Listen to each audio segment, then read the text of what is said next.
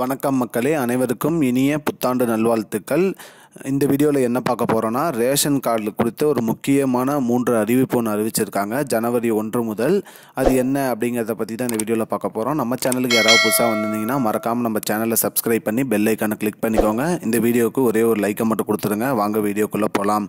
அனைவருக்கும் 2024ஆம் ஆண்டு ஜனவரி 1 முதல் ரேஷன் கடைகளில் புதிய மாற்றம், அதாவது என்னென்னா அரசு அதிரடி அறிவிப்பு ஒன்று அறிவிச்சிருக்காங்க. அது என்னென்னு பார்த்தா, நாடு முழுவதும் அனைத்து ரேஷன் கடைகளிலும் பொருட்கள் உணவுப் பொருட்கள் இலவசமாகவும் மலிவு விலையிலும் வழங்கி வராங்க.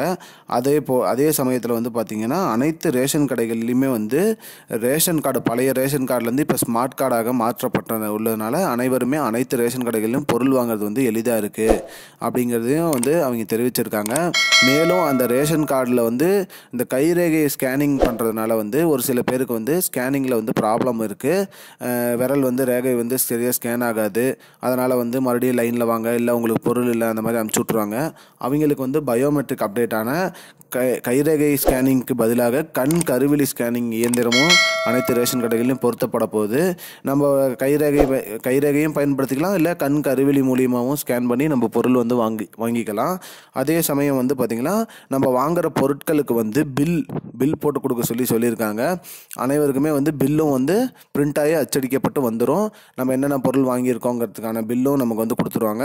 மேலும் பணம் நம்ம செலுத்துறதுக்கு ஃபோன்பே, ஜிபே அந்த மாதிரி ஸ்கேனிங் பயன்படுத்தி பணம் பே பண்ணுறதுக்கான வசதியும் மேற்கொண்டு தரதாக கூறியிருக்கிறாங்க.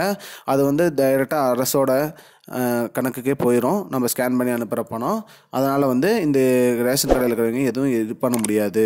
ஸோ இதுதான் இப்போதைக்கு முக்கியமான பயனுள்ள தகவல். இது போன்ற பயனுள்ள தகவலை தெரிஞ்சுக்கொள்ள நம்முடைய சேனலை மறக்காமல் சப்ஸ்கிரைப் பண்ணுங்கள். நன்றி. I don't understand your jokes, man. Because it's not a joke.